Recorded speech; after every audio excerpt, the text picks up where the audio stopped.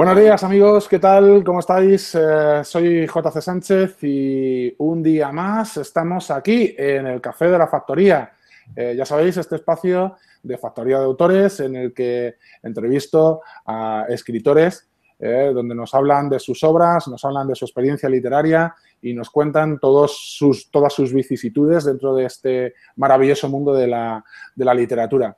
Y hoy estoy encantadísimo y para mí además es un enorme placer de tener en este espacio a uno de los responsables de Factoría, a uno de los profes de Factoría de Autores, a un muy buen amigo y a un escritor al que admiro mucho, que es nuestro Teo Palacios. Teo, buenos días, ¿cómo estás?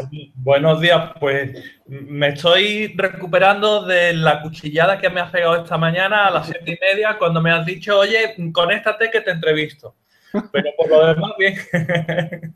Esto sí, tengo que pedirle perdón a Teo porque la verdad que ha sido un atraco en toda regla y tenía muchas ganas de entrevistar a Teo. No habíamos podido hacerlo hasta el momento por distintos problemas técnicos, bien con su ordenador, bien con el mío. Y hoy he dicho, digo, si lo cojo aquí a primera hora de la mañana, seguro que no me dice que no. Y como es buena gente, es buena persona, pues evidentemente Entre otras le he cosas, dicho. porque a las 7:30 de la mañana uno no está capacitado para decir que no a nada. Esto es Todo, para que todo luego lo que le venga es sí. Esto, Teo, para que luego digan que si los escritores nos levantamos tarde, vivimos muy bien y dormimos Sí. mucho y hacemos lo que nos da la gana, ¿verdad? Nada, que se vengan conmigo, que ya verán. Bueno, pues para aquellos que no conozcáis todavía a Teo, que sois muy poquitos, porque, bueno, su última novela de la que hablaremos ahora está dando muchísimo que hablar en los últimos días. Ha sido todo un bombazo en el año 2015 y ahora en el principios de todo este 2016 también pues está siendo muy comentada dentro del mundo de la literatura. Os diré que Teo Palacios nace en Dos Hermanas, en Sevilla, en el año 1970 y que, bueno, pues desde muy pequeñito, desde tierna infancia, se puede decir, pues tiene una enorme inclinación por el mundo de las letras, ¿no? Estudió marketing y diseño y ha colaborado, entre otras cosas, para revistas de reconocido prestigio como Cambio 16, como La Aventura de la Historia, y así como en distintos programas de radio, como presentador y como contertulio. Forma parte del comité organizador de las Jornadas de Literatura Fantástica de Dos Hermanas y del equipo del Biblioforum de Sevilla. También ha formado parte del jurado que falla el prestigioso premio de novela histórica Ciudad de Úbeda. Y bueno, pues imparte desde hace algunos años pues cursos y talleres literarios en Factoría de Autores, uno de las almas de Factoría de Autores junto con Concha Perea. Autor de novela histórica, entre sus obras vamos a destacar, yo creo que la más importante es El Predicción del Astrólogo, que es una novela ambientada en los reinos taifas en el siglo XI. Hijos de Heracles, en la Esparta de la Grecia clásica. El Collar Maya y su última novela, tengo aquí, El Trono de Barro, Jaque al Duque de Lerma, que está ambientada en la corte del rey Felipe IV en España, ¿no? En la actualidad se edita con Edasa. Y bueno, yo creo que es uno de sus autores pues ahora mismo más importantes. No sé, a lo mejor me pierde un poco la cercanía y la amistad, pero a mi juicio yo creo que es uno de los autores importantes ahora mismo en Edasa. Y eso que, como muchas veces dice Teo, Edasa edita 15 premios Nobel, ¿es verdad, Teo? Yo creo que la primera pregunta, o yo creo que la pregunta obligada en este caso, Teo, es ¿por qué novela histórica? Cuéntanos. Bueno, uno termina escribiendo aquello que le gusta, ¿no? Aquello que le gusta leer, sobre todo. Yo, en mi adolescencia, lo que yo leía era, pues, Ivanhoe, por ejemplo, o Quintín Durbar, o La Flecha Negra, o El Corsario Negro, ¿no? Entonces son lecturas que, desgraciadamente, a día de hoy, los jóvenes ya no leen. y que me da mucha pena que pase eso, porque realmente son libros maravillosos que te transportan a un mundo completamente diferente, de una calidad literaria apabullante. ¿Y qué pasa? Que como eso es con lo que yo crecí, pues eso es lo que me ha gustado hacer. Me gusta mucho también la novela fantástica. De hecho, la primera novela que yo escribí es una novela al más puro estilo El Señor de los Anillos. Afortunadamente no está publicada y seguramente no se publique nunca. Pero esa fue la primera novela que escribí. Y un segundo. Sí. Que ella quiere contestar a la entrevista también. Ella, ¿verdad, Norita? Y tengo a Lolo por allí, pero él está tumbado en el cesto y dice Lolo está a gusto ahora mismo, dice, mira, a mí que déjame. todavía es pronto. Sí. ¿Y por qué terminé decantándome por la novela histórica? Pues mira, Hijos de Heracles empezó siendo una novela fantástica. Lo que pasaba era que lo que pasó fue que le mandé los primeros capítulos a un amigo, Leonardo Ropero, que hace mucho tiempo que no hablo con él, por cierto. Le mando un beso y un abrazo muy grande si nos ve. Y cuando le mandé aquello, la idea era tener la historia de dos hermanos que estaban enfrentados entre sí, ¿no? Y los quería ambientar en un mundo en el que fuera una sociedad, pues, especialmente dura, especialmente recta, especialmente firme, ¿no? Y entonces busqué mucha información sobre Esparta y cogí muchas ideas de la sociedad espartana. Y cuando Leonardo leyó aquello, me dijo, mira, me gusta mucho, pero deberías atreverte a escribir la novela histórica que no estás escribiendo con esto. Y me hizo pensar y me lancé. Y entonces la primera novela fue Hijos de Heracles, la primera novela que publiqué. Viendo que medio resultaba bien, pues ya seguí tirando por la novela histórica, que además es realmente donde me siento más cómodo. Y esa es la historia, básicamente. Sí, bueno, yo creo que muy interesante, ¿no? O sea, yo creo que siempre hay un punto de inflexión en nuestra vida, en nuestras carreras, ¿no? Que te decanta definitivamente hacia un lado o hacia otro y sobre todo, además, mucho ahora que se escucha del tema de la especialización del escritor, es decir, que bueno, pues que lo primero porque el público te sepa encuadrar en un determinado género, ¿no? Y lo segundo, pues porque también yo creo que te sitúes tú dentro de lo que verdaderamente con lo que más cómodo te encuentres, ¿no? A la hora de escribir y con lo que te puedas comunicar mejor, ¿no? Hay que tener en cuenta además, perdona, Sí. que dentro de un género siempre hay muchos caminos, ¿no? Por ejemplo, la novela histórica. Tú puedes escribir una novela histórica de aventuras, por ejemplo. O puedes escribir una novela histórica clásica, como es El Trono de Barro. O puedes escribir un thriller histórico. Hay diferentes movimientos dentro de un género como para que no estés exactamente encorsetado, ¿no? De hecho, la novela que saldrá próximamente, todavía no tengo fecha, no sé si será a final de este año, principios del que viene, es novela histórica, pero no es novela histórica clásica, es un thriller. Pues mira, de esto hablaremos luego un poquito si nos dejas, Teo, porque también sabemos cómo somos cuando queremos hablar de nuestros nuevos proyectos. Entonces, pero yo tengo que preguntarte y te preguntaré. Ahora, decías también al hilo de lo que comentabas del tema de la novela histórica de aventuras, novelas tal, tú siempre comentas, ¿no? Te he escuchado comentar tu afición por las novelas también de Emilio Salgari, ¿no? En tu infancia, que te gustaba mucho Emilio Salgari, has comentado anteriormente, bueno, pues otras de otros autores, Ivanhoe, La Flecha Negra, tal. ¿Crees que ese alma aventurera es la que te empujó de alguna manera o de alguna forma a la profesión de escritor? Y unido a esta pregunta, si piensas que la novela histórica actualmente, en este momento, es la poseedora o la destinataria, no sé si poseedora, bueno, la destinataria de alguna forma Heredera, ¿no? Sí, un poco pues quien contiene de alguna forma, ¿no? el espíritu de esas novelas antiguas de aventuras y lo representa de alguna forma mejor que otros géneros, ¿no? No, yo creo que ese tipo de novelas desgraciadamente se perdió.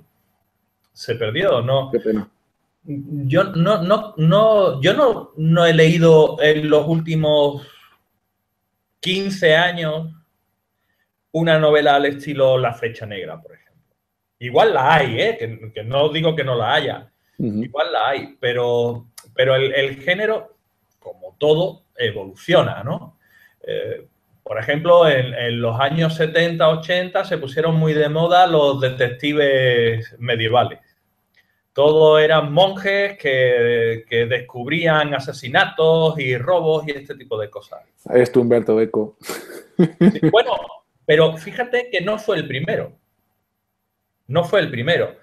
Hay un monje anterior que se llama Fray Athelstan, que tiene toda una saga de libros, muy bueno, por cierto, una saga realmente buena, de Peter Ellis, si no recuerdo mal, que fue el verdadero iniciador de la saga de monjes detectives. Luego vino la novela histórica clásica, luego se puso de moda Roma y sigue estando de moda Roma. Todo lo que huela a Roma se vende. Pero Es novela igual Santiago histórica... Posteguillo ha tenido mucho que ver, ¿verdad? En todo esto Bueno, con Roma ahora. no, pero fíjate, yo creo que Posteguillo es la respuesta española a eso, ¿vale? Porque, por ejemplo, tienes ahí a Colin McCullough con su pentalogía sobre Roma, maravillosa, o tienes, ahora no me va a salir el nombre de esta mujer. Ay, crea un detective romano, precisamente, el primer libro es La Plata de Britania, pero ahora no me sale el nombre. Bueno, tiene una colección de 20 y tantos libros con el mismo personaje. Pero ahora no me sale el nombre de la autora. A lo largo de la entrevista me acordaré. Saldrá seguramente. Sí. ¿Qué autora era? No. Ahora que dices esto, te pregunto también, y no ni siquiera voy a cambiar la cámara, las sagas están funcionando muy bien, ¿verdad? Últimamente, todo el tema, bueno, siempre han funcionado bien, ¿no? Porque han funcionado bien, pero ahora que dices veintitantos libros con el mismo personaje, oigo hablar a críticos y a gente del mundo del libro, las sagas están funcionando francamente bien. Sí, fíjate que a mí no me termina de convencer la idea de que un mismo personaje sea capaz de vivir 25 aventuras diferentes. Y ya no 25 aventuras diferentes, sino 25 aventuras diferentes dignas de ser contadas. Qué vida tan azarosa, ¿no? Y tan interesante. Claro, es que ¿qué te está pasando? ¿Algo increíble cada 2 meses? O sea, es alucinante. Yo sí puedo entender un personaje en el que tenga una saga de 2, 3, 4 libros más o menos encadenados, que tenga una evolución el personaje, que tenga una vida, ¿no? Pero lo contrario se me escapa un poco de la mente. ¿Qué pasa? Que si y te lo digo ya, si yo tengo un personaje con el que vendo 50.000 libros, no te preocupes que va a haber más libros de ese personaje. A ver, en cierta manera es normal, ¿no? Pasa un Claro, poco con... claro. Al fin y al cabo esto es un negocio, es un trabajo. Y si tengo una novela histórica que funciona más o menos, pero tengo este tío que lo rompe cada vez que publica un libro, verás, yo tengo que comer. Prefiero comer bien con este tío que comer un poco menos bien con esta otra novela. Es así de simple. Normal.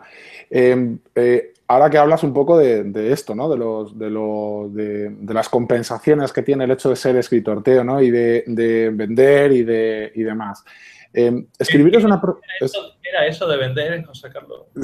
Sí, bueno, eso es la ilusión que tenemos todos cuando nos dedicamos a esto. Que escribir es una profesión dura, ¿no? muy dura, más allá de lo que muchos de los que nos ven ahora mismo pues puedan incluso pensar, ¿no? Que yo creo que le rodea a la profesión pues un halo y un boato un poco así no de misticismos, pero sí de romanticismo y de, bueno, pues este halo bohemio, que ay, qué guay, qué tal. Que sí que es verdad, pero bueno, también hay que reconocer que es una profesión tremendamente dura. ¿Qué fue lo que te lleva de alguna manera a decidir definitivamente que dejas tu profesión, que bueno, una profesión dentro de lo que cabe pues de prestigio, con puestos además de responsabilidad anteriormente en las empresas para las que trabajabas, y dedicarte a la escritura de lleno, Teo? Mira, yo creo que la vida es una cosa, la vida es una cosa rara, en realidad. Es una cosa rara. Decía John Lennon que la vida es todo aquello que te pasa mientras tú estás haciendo planes para hacer otra cosa, ¿no? Tú decías antes que me ha gustado escribir y el mundo de las letras desde muy pequeño, es cierto. Pero cuando tienes 20, 25, 30 años, la idea de ponerte a escribir es una cosa muy extraña, porque el concepto de vida es necesito tener un sueldo todos los meses, porque si no, ¿cómo tiro, no? Esto de la estabilidad de la que nos hablaron los padres, ¿no? Eso es lo que se te inculca desde que tienes un añito. Estudia, trabaja, estudia, trabaja, estudia, trabaja, ¿no? Oposiciones, oposiciones, oposiciones. Para ser alguien en la vida. Efectivamente, efectivamente. Entonces, pues la vida te va llevando por determinado camino, ¿no? Y todo lo demás, pues queda un poco relegado. Y eso me pasó a mí. Yo escribía, me gustaba escribir mis historias, mis cuentos, mis tal. Pero bueno, llega el momento en el que te independizas de tus padres, de escribir no se vive, ya lo digo, de escribir no se vive. Y entonces, bueno, pues haces tu vida normal como cualquier otra persona, ¿no? Te buscas tu trabajo, tal. Pasó que llega un momento, y yo tenía, me parece que eran 38 años o así ya, y hace ya muchos años de esto. Bueno, no tanto, no tanto. Pues mira, hace justo 8 años. Y trabajaba en una inmobiliaria. Esto fue justo cuando empieza, empieza a olerse el tema de la crisis, ¿no? 2008. 2007, 2008. Yo trabajaba en una inmobiliaria, era director de una inmobiliaria. La inmobiliaria se viene abajo, como todas las demás. Y entonces pensé, bueno, pues ahora que me he quedado en paro y tal, pues quizás sea el momento de ponerme a escribir, que era lo que yo quería hacer, ¿no? Y se lo dije a mi madre me desheredó durante unos años. Ahora vuelve a darme un poquito de la herencia solamente, solo un poquito. Bueno, parece que te está yendo bien, vamos a ver si te recuperamos para la causa. Y así fue realmente, ¿no? Llega un momento, me encontré en un momento vital en que quizá me lo pudiera permitir y probé suerte. Y la verdad es que fui muy afortunado, ¿no? Porque con esa primera novela que escribí, que te decía antes que no se ha publicado y que espero que no se publique nunca, aún así me permitió llamar la atención de una buena agente literaria, con la que firmé enseguida y justo en el momento de la firma del contrato había terminado de escribir Hijos de Heracles, lo llevé a la reunión y 3 meses después Edasa estaba interesado en publicar la novela.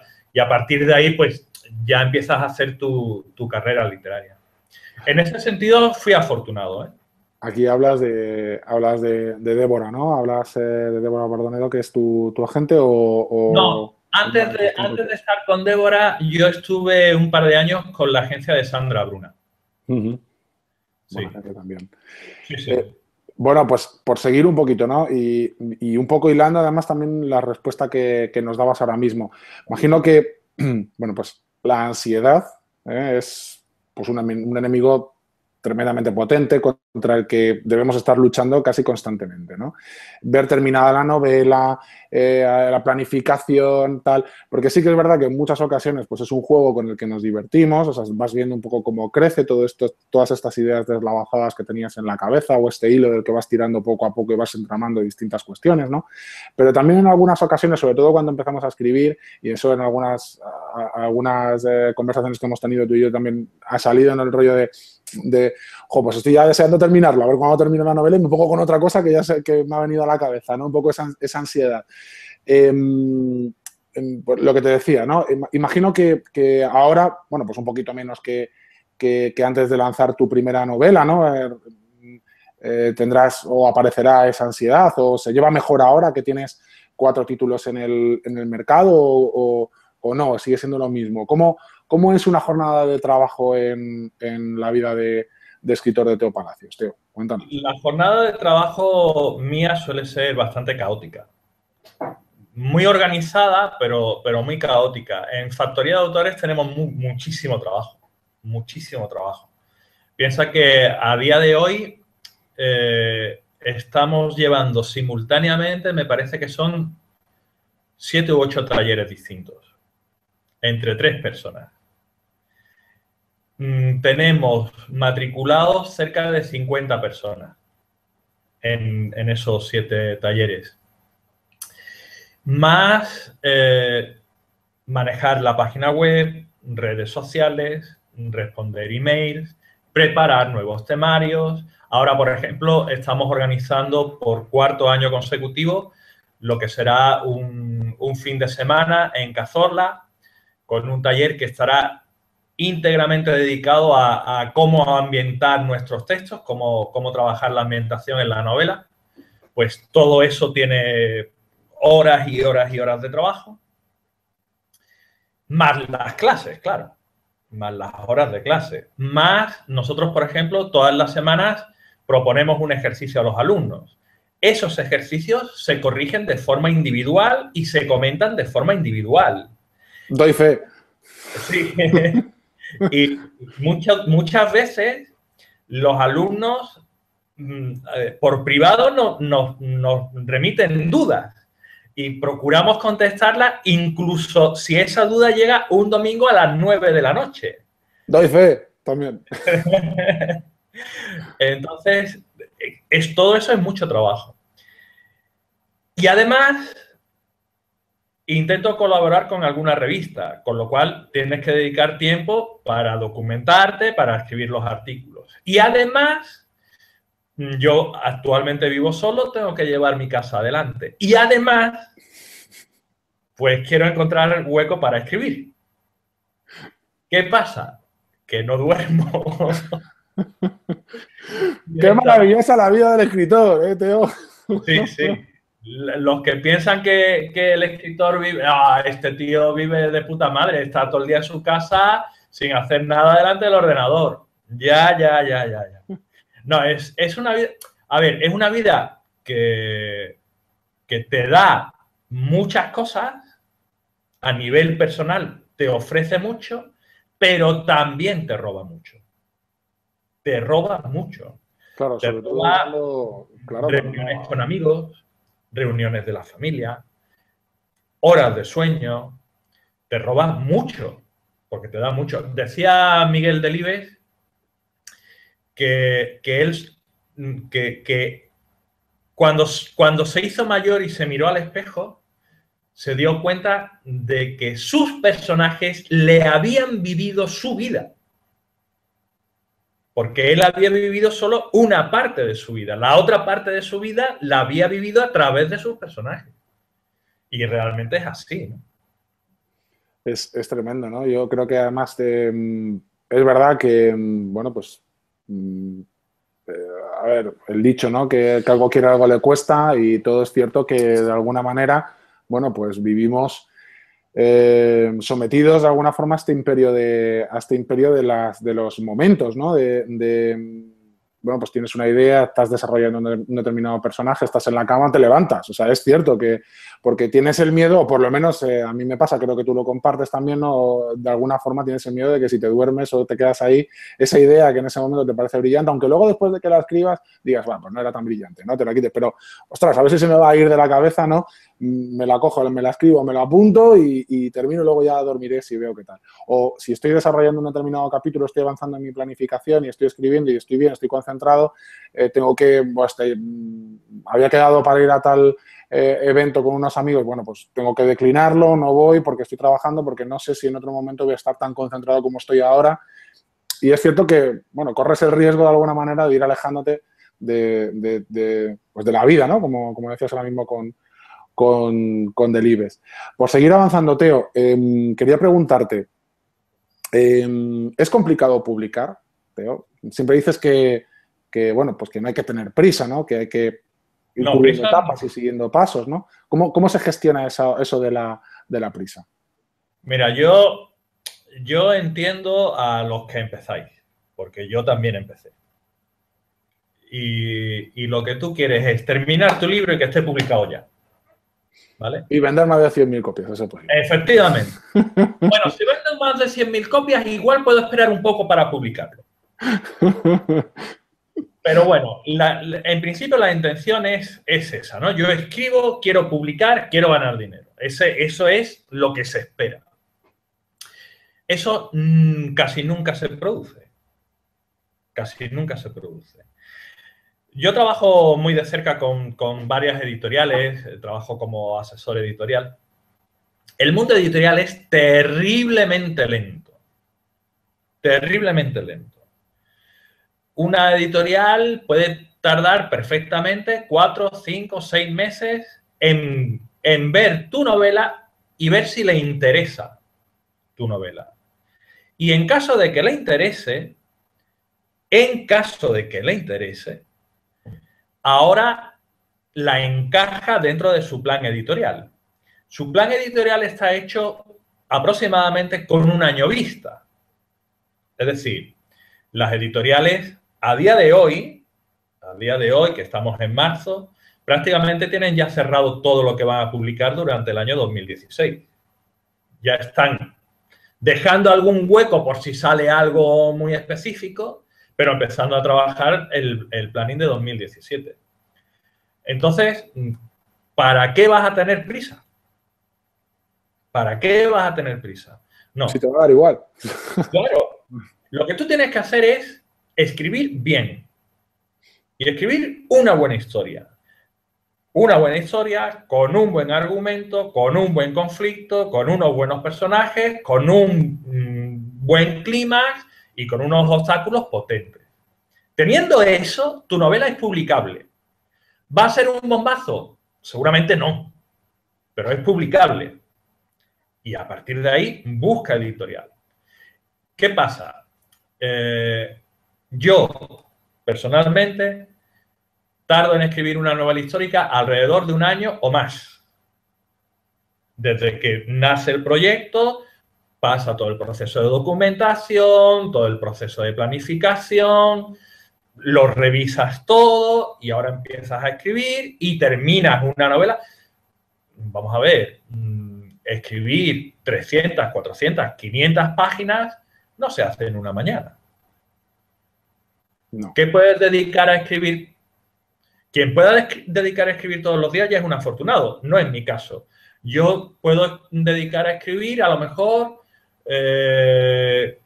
al mes, pues mira,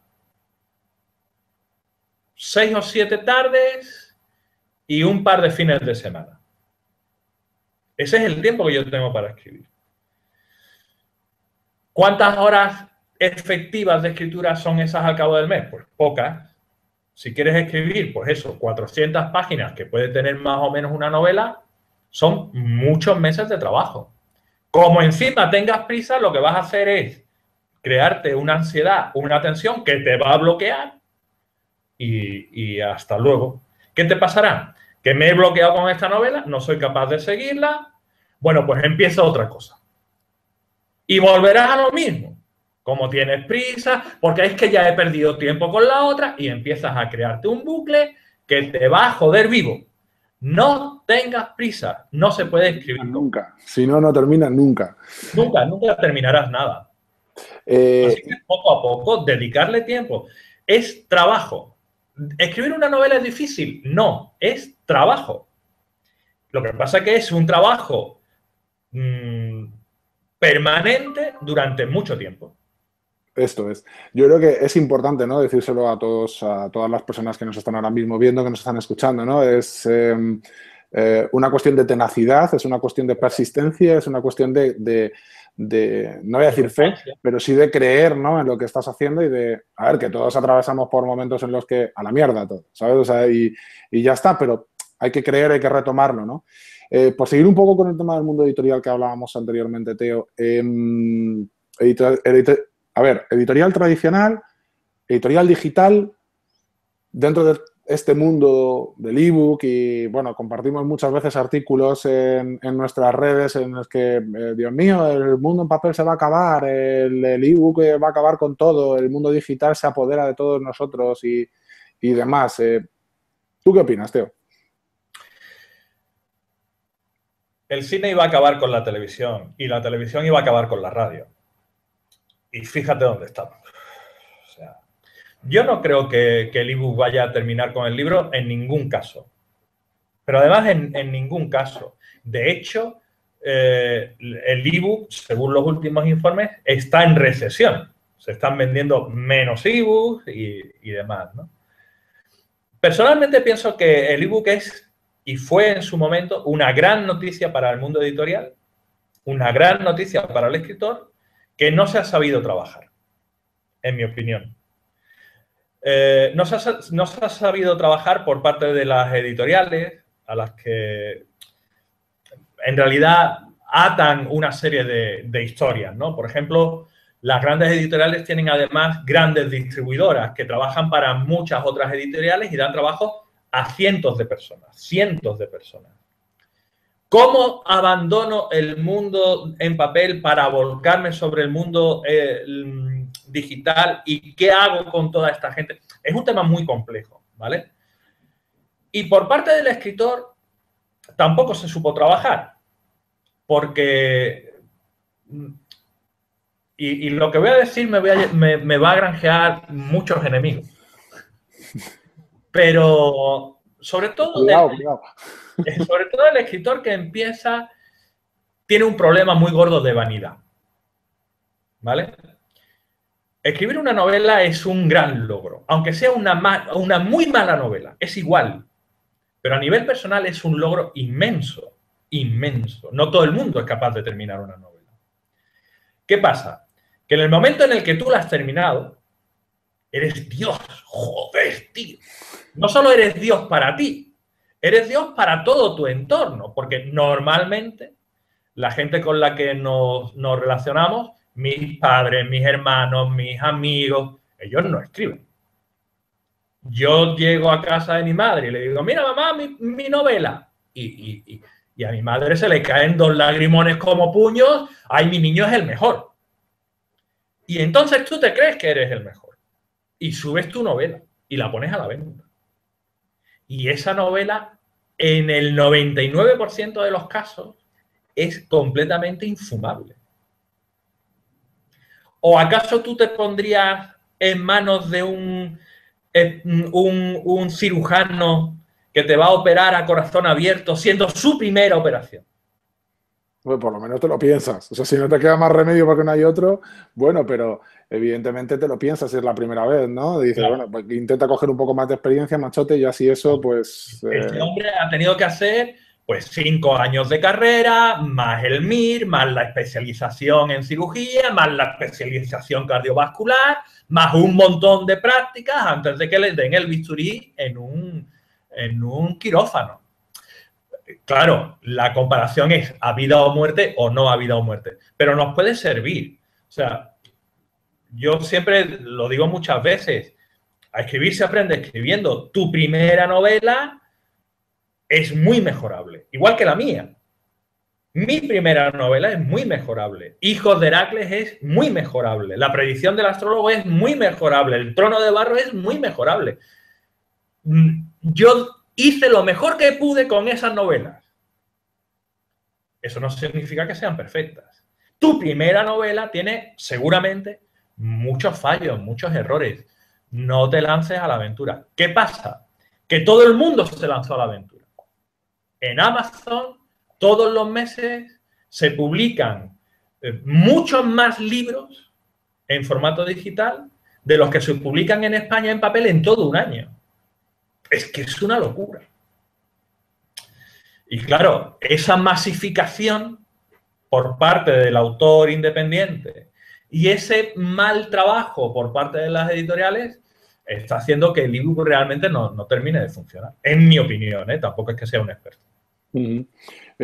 Al hilo también un poquito de esto que nos decías ahora, ¿no? Justo esta frase que además te he escuchado muchas veces y que nos dices muchas veces cuando estamos en clase, ¿no? A escribir se aprende escribiendo, o solo se aprende escribiendo, ¿no? Que viene evidentemente de una persona que se dedica a la formación de escritores y a lo mejor pues a quienes nos escuchan ahora mismo y digo, bueno, pues vaya, pues a lo mejor esto le puede chocar un poco, ¿no? Como diciendo, y como dice esto alguien que está enseñando a escribir, ¿no? ¿Cuál crees tú, al hilo de todo esto, que es la filosofía de Factoría de Autores y por qué surge Factoría de Autores, ¿no? Porque si, bueno, pues es todo cuestión de ponerse a escribir, ¿no? Para aprender.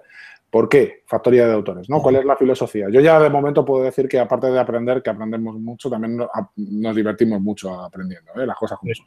Pero bueno, cuéntanos tú. Mira, a ver, a escribir se aprende escribiendo. A operar se aprende operando. Y a conducir un coche se aprende conduciendo. Tú sales de la autoescuela y no sabes conducir un coche. Tú sabes dónde está el cambio de marchas y cómo se mete primera, segunda, tercera, cuarta, quinta y marcha atrás. Y sabes cómo girar el volante a un lado y a otro. Y con suerte sabes aparcar. Pero no sabes conducir. Yo recuerdo cuando yo me saqué el carnet, un día, vivía por entonces en Barcelona, y ya llevaba un par de meses o así con el coche. Un día fuimos a cenar con unos amigos y de vuelta para casa me tenían que ir diciendo, cuidado que está el semáforo en rojo, cuidado que está el semáforo en rojo, porque tienes que estar pendiente de tantas cosas que no lo ves. Con la escritura pasa igual. Escribir es un proceso en el que tienes que trabajar a muchos niveles, ¿vale? A muchos niveles. Tienes que trabajar una buena historia, un buen argumento, crear buenos personajes, etcétera, etcétera. ¿Qué pasa? Que si eso no lo haces de forma continua, no vas a saber dominarlo. No vas a saber dominarlo. Entonces, a escribir se aprende escribiendo. Yo aprendo, yo no sé escribir. Yo sigo aprendiendo a escribir 8 años después. Y las clases a mí me ayudan mucho a aprender. Me ayudan mucho. Yo, preparando temarios para clase y comentando cosas con vosotros, con los alumnos, aprendo mucho. Entonces, yo no puedo enseñarte a generar una historia. O tú eres capaz de generarla, de crear algo de la nada, o yo no te voy a poder enseñar a eso. Claro, yo creo que forma parte también de alguna manera de esta humildad de la que decíamos anteriormente, ¿no? O sea, decir, de la que hablábamos anteriormente, perdón. No caer en esa vanidad del escritor. Claro. Cuando escribe su primera novela, que evidentemente yo creo que, a ver, que es lícito, bueno, pues dedicarse esos momentos, ¿no? de euforia de decir, ostras, ha terminado, como tú decías anteriormente, ¿no? Pero, y por poner un poco la comparación, el profesor Nash, el personaje de la famosa, bueno, que interpretó a Russell Crowe en la famosa película Una mente maravillosa, ¿no? Estuvo durante toda su vida, incluso después de recibir el premio Nobel, no impartiendo, sino yendo a clase. O sea, seguía yendo a clase a escuchar, a interrelacionarse con los alumnos, ¿no? Y, hombre, más allá de de lo que fuera y de su propia patología, pero sí que es verdad que había ese gusto por seguir aprendiendo, por seguir evolucionando. Y yo creo que además en la profesión de escritor creo que eso está en constante evolución, ¿no? Y si te quedas un poco anquilosado, pues la cagas, hablando mal y pronto, ¿no? Y en cuanto a cuál es la filosofía de Factoría y cómo surge Factoría y tal, mira, cuando yo conseguí que Sandra Bruna quisiera representarme y tal, que como tú bien decías ahora, ya llevo varios años con Débora Albardonedo, con la que estoy encantado y me llevo genial con ella, nos entendemos muy bien. Cuando yo empecé a dar mis primeros pasos literarios, pues se me ocurrió la idea de impartir clase. ¿Por qué? Porque el mundo literario, el mundo editorial es una cosa terriblemente oscura, terriblemente opaca. Hay muy poca información sobre el tema. Y yo estaba muy perdido. Yo estaba muy perdido. Entonces, creé un blog en el que iba contando mis experiencias sobre cómo iba avanzando, cómo iban siendo mis pasos y tal. Y me di cuenta de que había mucha gente que estaba todavía más perdida que yo. Yo había subido un escalón, pero había cientos y cientos de personas que miraban ese escalón y decían, joder, fíjate dónde está este tío. Y yo miraba para abajo y decía, pero si estoy al lado tuyo. Entonces, se me ocurrió la idea de eso, ¿no? De empezar a impartir talleres con la idea de enseñar técnicas narrativas, no enseñar a escribir. Nadie te puede enseñar a escribir una historia, pero sí te pueden enseñar a contarla mejor, de forma más efectiva. Empecé a hacerlo, luego conocí a Concha, surgió la idea de crear Factoría. Desde el principio nos pusimos a ello y 5 años después, pues estamos donde estamos, ¿no? ¿Cuál es nuestra idea? Nuestra idea es volcar en cada clase toda nuestra experiencia. Es decir, aquello que nos hubiera gustado tener a nosotros es lo que nosotros volcamos en clase.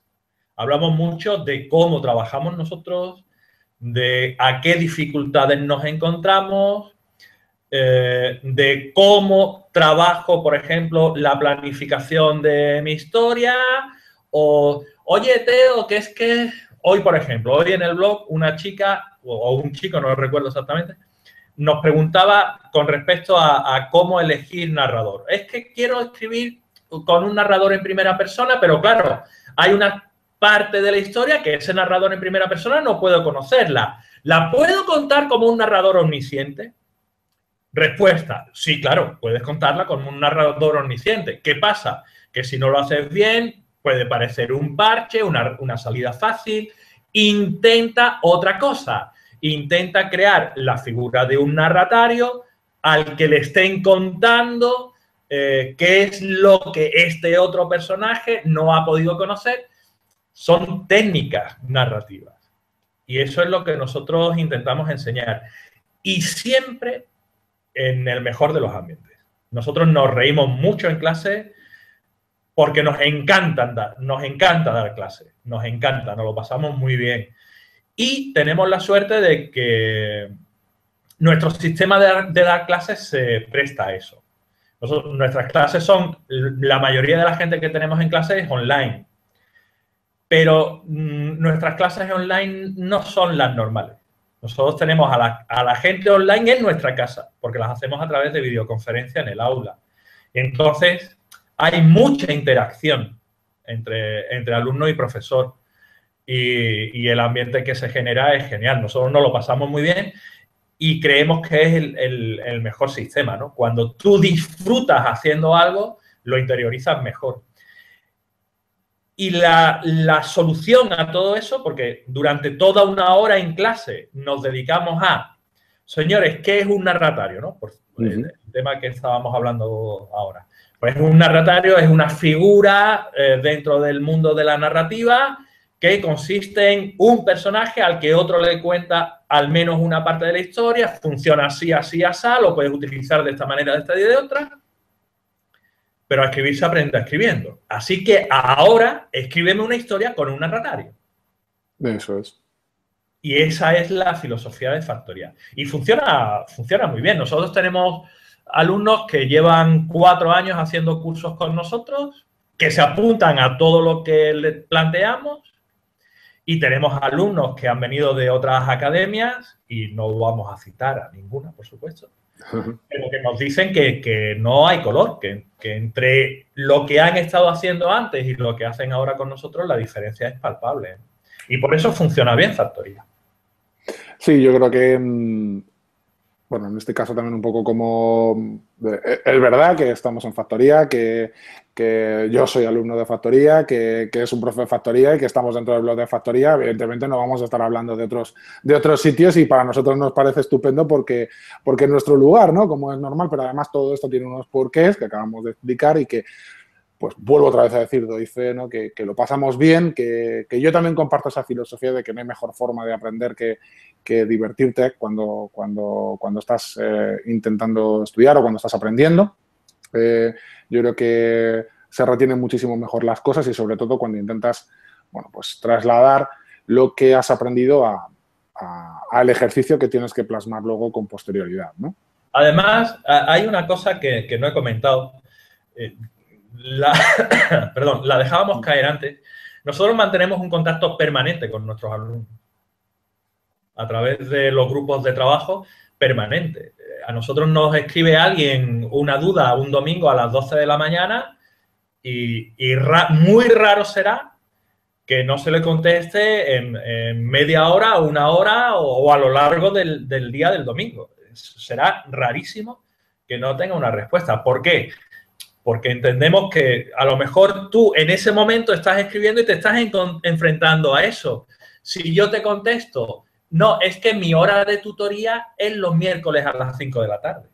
Y te tienes que esperar 4 días a que llegue la tutoría, para cuando llegue ese tema lo tienes tú o más que superado, o te has pegado 4 cabezazos con la pared y lo has dejado por imposible. No claro. es nuestra forma de trabajar. Y además, también a eso le sumamos que lo que comentabas, ¿no? Con los grupos, Teo, la simbiosis que hay entre los distintos compañeros de los distintos grupos, que al final se acaba haciendo camaradería, se acaba haciendo compañerismo, pues muchas veces se plantean dudas entre los compañeros, pues intenta también aportar tu visión, evidentemente no la del profesor, porque para eso sabe más que tú, ¿no? Que luego con posterioridad pues el profesor tal dirá o lo que quiera que sea, pero sí que es cierto que existe esa armonía, ¿no? y esa piña que te ayuda a seguir avanzando poco a poco de la misma mano, ¿no? Vamos a hablar un poquito, si te parece, de esto, del trono de barro, Teo, de Jaque al Duque de Lerma. A ver, que se me va, que yo no controlo mucho esto. Por ahí va bien. Aquí lo tenemos, ¿vale? El trono de barro habla de poder, habla de intrigas en la corte del rey Felipe IV, como no podía ser de otra manera. Felipe III, sí, Felipe III, que luego el siguiente Felipe ya es con el conde duque de Olivares, podríamos decir ya la segunda parte de Second Part. Que se queda ahí se queda. Felipe III. Corrupción a manos llenas por todos los sitios, por doquier. No nos lo quitamos de encima, Teo, ni con agua fuerte, el tema de la corrupción. ¿Es que lo tenemos en el ADN o cómo va esto? Yo no quiero pensar eso, pero es que... Mira, el ser humano es el que es. Y no hay más. No hay más. No estamos preparados para gobernar a otros. Si no puedes gobernar a tus hijos, ¿cómo vas a gobernar un país? Es que es imposible. Es imposible, literalmente. ¿Por qué? Pues porque somos seres humanos que tenemos debilidades. Así de simple. Unos tendrán la debilidad de, oye, es que si puedo llenarme el bolsillo un poco, es que esto a mí no me va a durar para siempre. Pues si puedo llenarme un poco el bolsillo, para cuando se acabe ya vivo mejor. Otro tendrá la debilidad de, joder, es que mi cuñado lleva 3 años en paro, tío, y yo, ¿cómo no le voy a echar una mano si puedo? Es que es normal. ¿O tú no le echarías una mano a tu cuñado si estuviera en tu mano? Pues claro. A no ser que tu cuñado sea gilipollas y te lleve un balcón, lo normal es que lo ayudes. Lo normal es que lo ayudes. Y otros tendrán, pues mil debilidades. El ser humano es el que es. Y mientras haya seres humanos que tienen que gobernar a otros seres humanos, habrá corrupción. Pues, es que ha habido corrupción en todas las épocas de la historia. Es que no hay más. Tenemos que aprender a vivir con eso. Ahora bien, cuando ya ni siquiera se demuestre, fíjate, cuando se sospeche que un gobernante o una persona con una responsabilidad X es corrupta, por favor a la calle. Por favor a la calle, que entre otro, que a lo mejor también es corrupto, pero no los dejemos, porque es que como todos somos corruptos, déjalos que se llenen. Claro. No, joder. Esto, Vamos a pagar la sangría. claro, esto es como se decía antiguamente, ¿no? Que la mujer del César no solo tiene que ser honesta, sino además para hacerlo, ¿no? O sea, yo creo que los movimientos que estamos viendo estos últimos días con todo el tema del caso Panama Papers, por ejemplo, en Islandia, no se dan aquí, no se han dado así. Aquí simplemente, bueno, creo que la mayor manifestación en este caso de indignación fueron, pues esto, los indignados, el 15M, tanto en la Puerta del Sol como en otras ciudades de la geografía española. Al final todo eso parece que ha dado un vuelco dentro del panorama político, pero bueno, no es del todo así, ¿no? Por eso te decía que quizá a lo mejor no sé si el primero, yo creo que no, que habrá otros, ¿no? Pero un tipo que acamosó muchísimo poder, el duque de Lerma, ¿no? En este caso, que es la persona más importante del imperio, incluso yo creo que en algunos casos, hombre, no por encima del rey, pero casi, porque como estaba Uvas, como tú muy bien expones en la novela, pues hacía y deshacía un poco en su propio beneficio, pensando que además lo hacía por el bien común. O bueno, eso decía él, ¿no? En este caso. Y creo que tiene muchas semejanzas, muchísimas semejanzas con algunos de los casos que estamos viendo, ¿no? O sea, podría ser, creo que además lanzaste en tus redes en una ocasión un concurso para ver a quién se podía parecer más el duque de Lerma a un personaje actual. Hubo un poco de todo, ¿no? El pequeño Nicolás, Urdangarín, ¿no? Un poco como el consorte en este caso del rey, ¿no? Yo hago y deshago aquí, el otro no se entera absolutamente de nada, pero al final creo que estamos en manos de esas decisiones humanas, ¿no? Que bueno, pues como tú muy bien dices, tienen esas debilidades, y creo que a lo largo de toda la novela se explica muy bien todo ese proceso, ¿no? O sea, desde el principio hasta el final. O sea, yo creo que es esa curva, como la curva de la propia novela, ¿no? El inicio poco a poco hasta que alcanzamos el clímax y luego vamos bajando. Yo creo que este duque de Lerma ahí en el Trono de Barro tiene su propia curva, su propio ascenso y su propio declive poquito a poquito. No vamos a decir nada, no hacemos más spoiler, pero para que todos los que nos están viendo, si no lo han comprado, que lo compren y lo puedan ver bien. Que lo lean o no, da igual, pero que lo compren. Bueno, hace posible que lo lean también. Pero vale, venga, va. Yo creo que es muy interesante, de verdad, y hay un reflejo. O sea, cómo se puede trasladar la corte. O sea, ¿cómo puede llegar un tipo a hacer y pensar de esta manera? O sea, decir, yo me voy anticipando. O sea, es que la especulación inmobiliaria al más puro estilo. O sea, me río yo. Claro, bueno, es que me río yo de la trama Gürtel y de la Púnica y del Majaliza de aquí de Valdemoro, vamos. O sea, el tipo...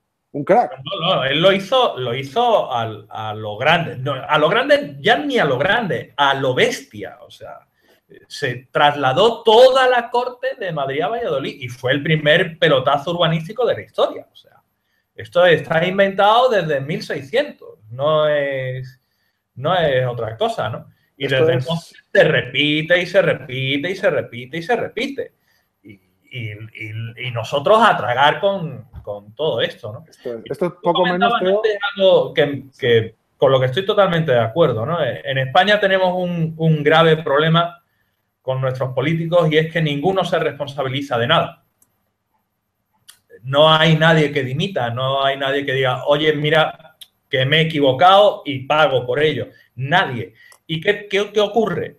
Que además tenemos un sistema de aforados terrible por el cual se te juzga, pero ni siquiera se te puede llegar a juzgar. Y en caso de que se te juzgue, pues bueno, ahí están las instituciones, te indultan y ya está. Y eso tiene que acabar. Tiene que acabar. Y somos nosotros los que tenemos que acabar con eso. O si no, nadie lo acaba.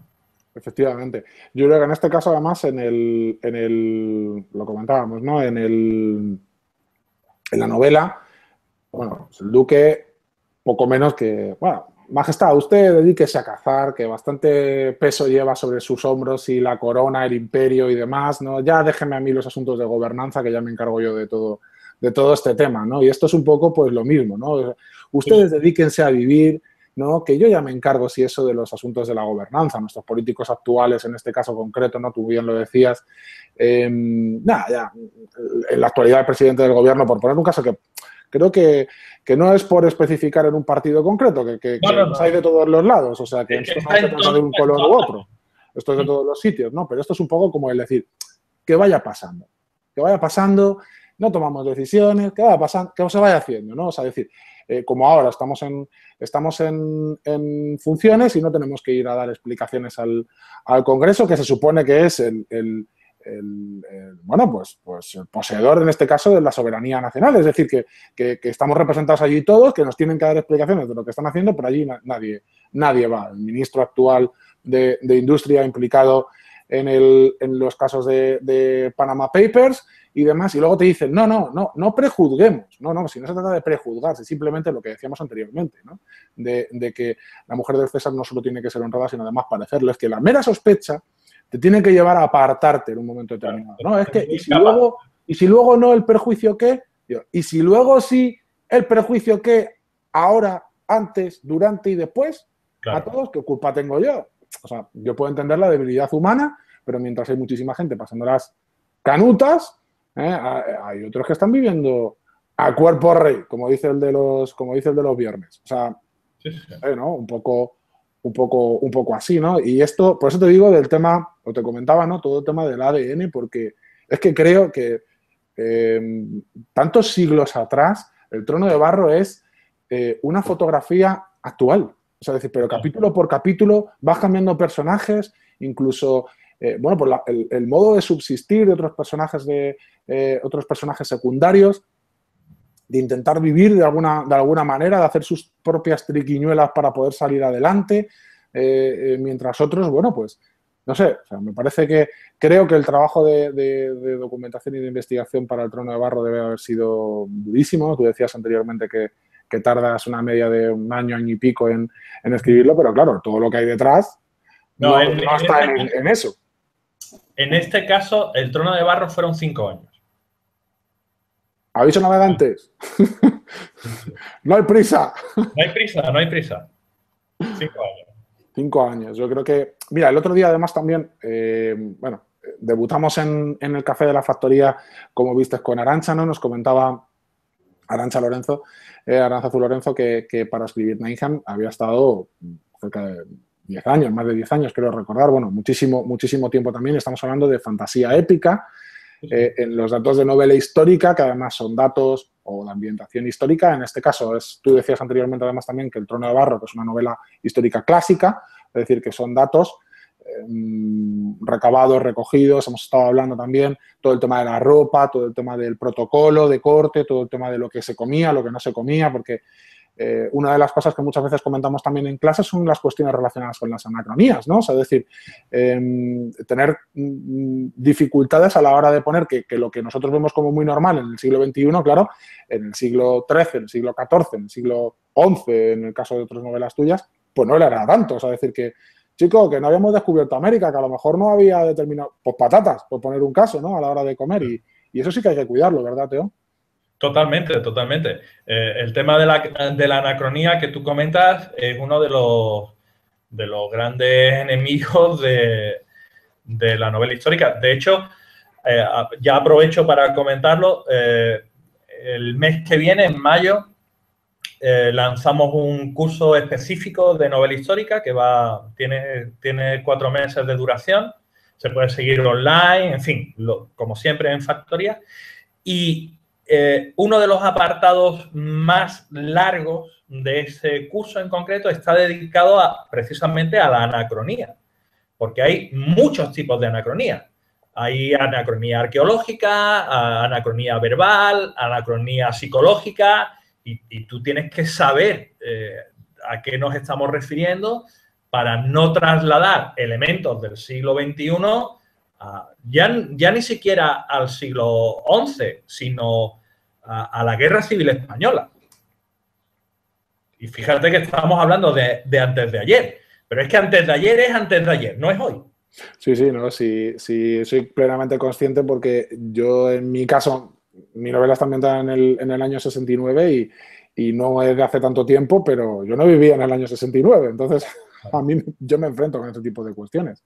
Quería preguntarte también, Teo, ¿qué te ha resultado más difícil a la hora de escribir el Trono de Barro? O sea, es complejo, lo hablábamos ahora, el proceso, por ejemplo, pues el proceso de documentación o otras cuestiones, ¿no? Como las ucronías que comentábamos ahora o no sé, otra cuestión que tú quieras resaltar.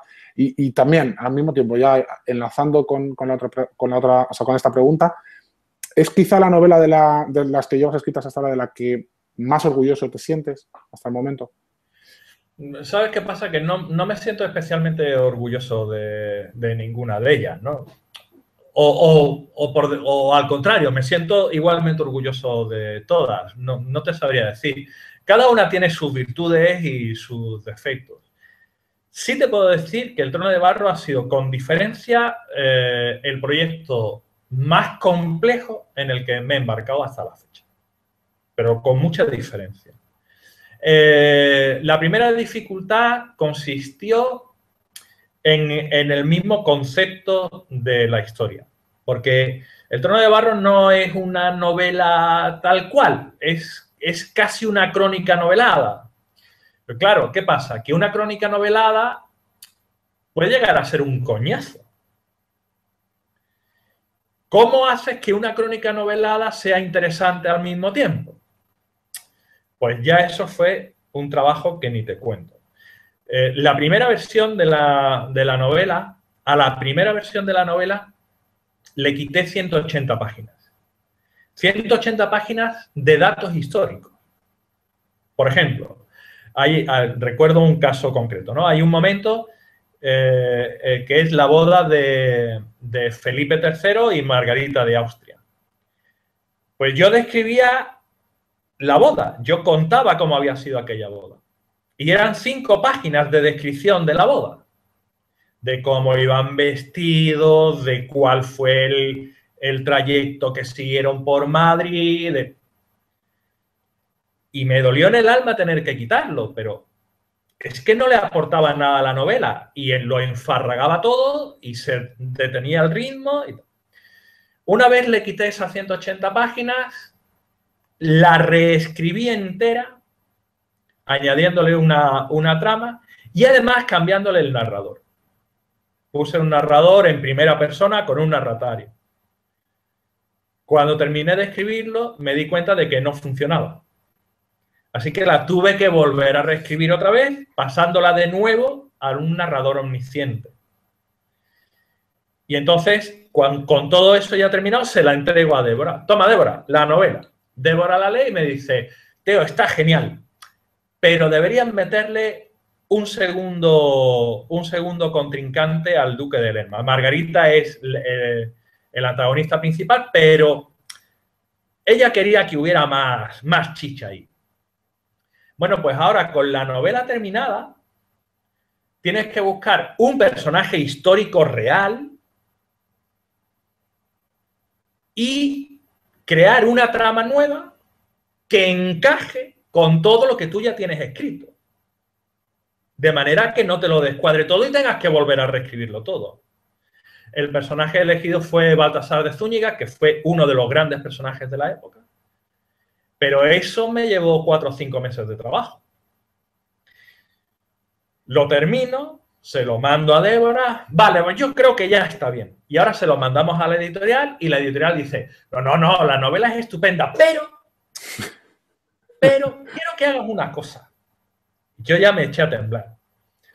Y fíjate lo que me pide mi editora, que la quiero mucho, pero en aquel momento la hubiera matado. Me dice, quiero que añadas una trama de intriga y de aventura, pero que no alargues la longitud de la novela. Tócate los pies. Sí.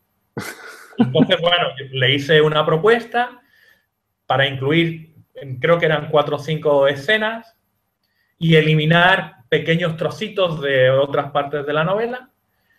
Le pareció buena idea, se hizo y ya quedó tal cual y así quedó. Luego, el siguiente paso fue encontrarle título, para lo cual nos tiramos un mes enviándonos un mail entre los tres. Débora, mi editora Penélope y yo. Un mes para encontrar el título de la novela. Ha sido el trabajo con mucha diferencia que más me ha costado, El Trono de Barro. Pero finalmente, bueno, pues tenemos aquí El Trono de Barro y con una edición muy cuidada, como sí. Veis. Ay, que si esto de tener la cámara al revés es complicado. Una edición muy cuidada, como veis, bueno, pues aquí Edasa, la portada yo creo que es fantástica. Y, bueno, pues una edición muy trabajada, muy cuidada, como siempre, para poder, no necesitamos marcapáginas externas. Estas cosas a mí me encantan porque son detallitos, pero a mí todo esto me gusta muchísimo porque son los libros como eran antiguamente, o sea, con su cinta para poder ver por dónde vas y cómo no. Y todo esto, pues yo creo que le concede un plus a la novela, ¿no? Por ir terminando, no te queremos tampoco entretener mucho más, Teo, porque sabemos, bueno, pues tú mismo lo has dicho, que eres un hombre ocupado y además ha sido un atraco en toda regla lo de hoy.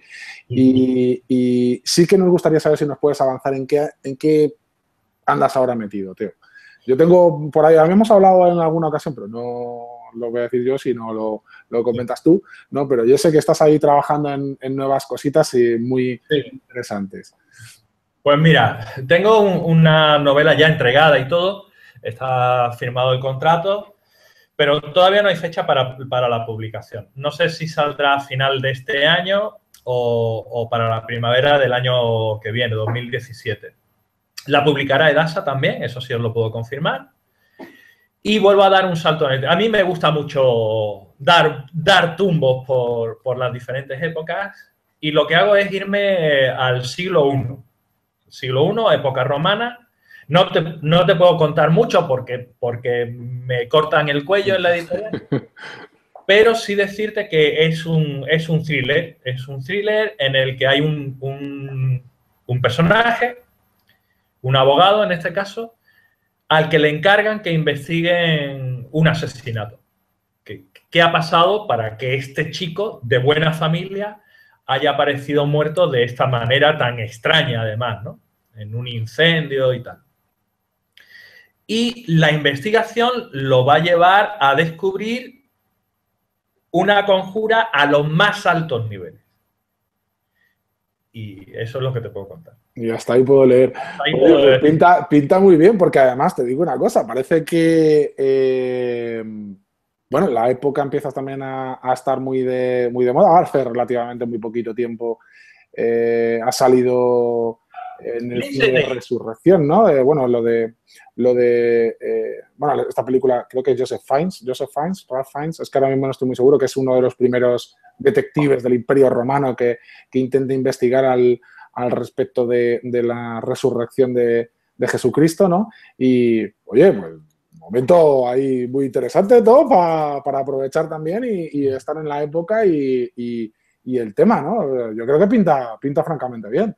Pinta bien, pinta bien. Ya me he acordado del nombre de la autora de La Plata de Britania, que es Lindsay Davis, que no... Lindsay, yo sabía que a lo largo de la entrevista al final te acabaría viniendo. Siempre te viene. Y bueno, ese proyecto ya está terminado, está entregado, ya te digo, en manos de la editorial. Y ya llevo un tiempo trabajando en un proyecto nuevo en el que vuelvo al siglo XI, es la primera vez que voy a repetir época, pero si antes estuve contando una historia desde la parte de Al-Ándalus, ahora voy a estar contando una historia en el norte de España con los reinos cristianos, ¿no? Con el ascenso de Alfonso VI y todo lo demás. Ya digo, Alfonso VI No es el protagonista, ni tiene nada que ver. Lo que pasa es que es en su época y evidentemente el personaje aparecerá. No te puedo contar de qué va. Sí te puedo decir que es una intensa historia de amor. Oh, vamos Eso. ahí, vamos ahí. O sea, pasamos del thriller a a otro tipo de conflictos, otro tipo de cuestiones, ahora ya pues, temas amorosos. O sea, yo creo que, mira, tenemos dentro de un mismo género lo que lo decíamos anteriormente, ¿no? Tenemos un montón de cosas y un montón de temas de los que podemos hablar y no tenemos que estar Sí, única sí. y exclusivamente ciñéndonos a algo, ¿no? Concreto. Pues yo creo que la verdad que pinta muy bien. A ver qué tal el nuevo proyecto. A mí lo del thriller me tiene a ver qué tal, a ver si sale ya y ya podemos y lo podemos leer, porque sé que no vas a contar nada, así que a ver No si puedo, no puedo. podemos leerlo ya y empezar a saber cositas. Y a ver cómo se va desarrollando esa historia de amor en el siglo XI. Y ya para finalizar, tenemos aquí en el Café de la Factoría una sección que nos lleva a conocer un poquito mejor, un poquito más íntimamente a nuestros invitados, en este caso, pero además es una forma diferente, ¿no? Un poco más novedoso porque es el escritor en una palabra, ¿no? O la escritora en una palabra, en este caso. Yo te voy a ir te voy a ir soltando, bueno, pues te voy pidiendo que me contestes con una sola palabra, a poder ser, por determinadas cuestiones de ti, ¿no? Y vamos a empezar con la primera porque te voy a pedir un escritor o una escritora, Teo. Tolkien. Tolkien. Una canción. Fua. Cualquiera de Mark Knopfler. No sé por qué sabía yo que ibas por ahí iba a venir el tema. Un libro. Y hay muchos.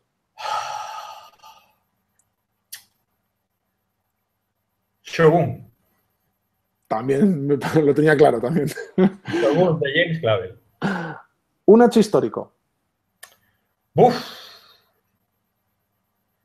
Un hecho histórico.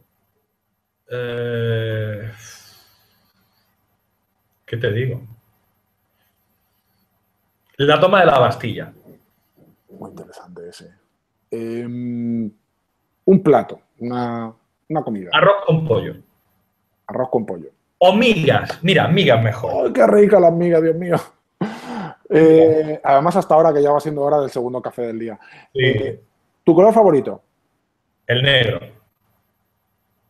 Un lugar para perderte. Mi casa. ¿Alguien con quien perderte en tu casa, Teo? ¿Tiene que ser persona o pueden ser mis perros? No, persona, venga, persona. Persona, con tu pareja siempre. Fenomenal. Una peli. Una peli. Soy muy cinéfilo. Cualquiera de terror. Cualquiera buena del terror, que es muy difícil. Muy difícil. Ahí había que ir casi a los clásicos, ¿no, Teo? Sí, Para volver a sí. encontrarlo. Me gusta mucho Hitchcock también, por ejemplo. El cine clásico en general me gusta. Y ya para finalizar, una cita literaria. Bueno, quizá una que he comentado antes, ¿no? La de Miguel Delibes, que cuando recibió el premio Cervantes dijo eso, ¿no? Que al llegar al fin de su vida y mirarse al espejo, se dio cuenta de que sus personajes le habían vivido la vida. Me parece terriblemente romántica y terriblemente cruel. Pues sí, y terriblemente cierta. Y terriblemente cierta, sí. También. Pues, Teo, yo creo que hasta aquí. Muchísimas gracias por estar con nosotros aquí Gracias a ti. en tu casa, en el Café de la Factoría. Muchísimas gracias por tu trabajo, muchísimas gracias por tus consejos, por todo lo que nos enseñas. Muchísimas gracias por ser como eres y por atendernos siempre con la celeridad con la que lo haces. Mucha suerte para estos nuevos proyectos y para todos los que sigas en los que sigas aventurándote en tu carrera. Esperemos seguir viéndonos mucho tiempo más bueno, pues que alguna vez nos podamos llamar compañeros de profesión, ¿no? Y encontrarnos en este camino tan maravilloso. Cuestión de perseverar. Además que sí, no lo voy a enseñar porque no es cuestión, pero lo tengo aquí escrito. Voy a hacer así en la dedicatoria del libro, me lo dejo aquí y esto queda para ti, para mí. Y ya está. Y a todos los que nos estáis viendo, muchísimas gracias por estar con nosotros en el Café de la Factoría. Y sin más, os invito para el mes que viene en otro nuevo ratito con nosotros, otro nuevo ratito en este café, donde descubriremos otro autor más. Muchas gracias, besos y abrazos. Chao. Un abrazo.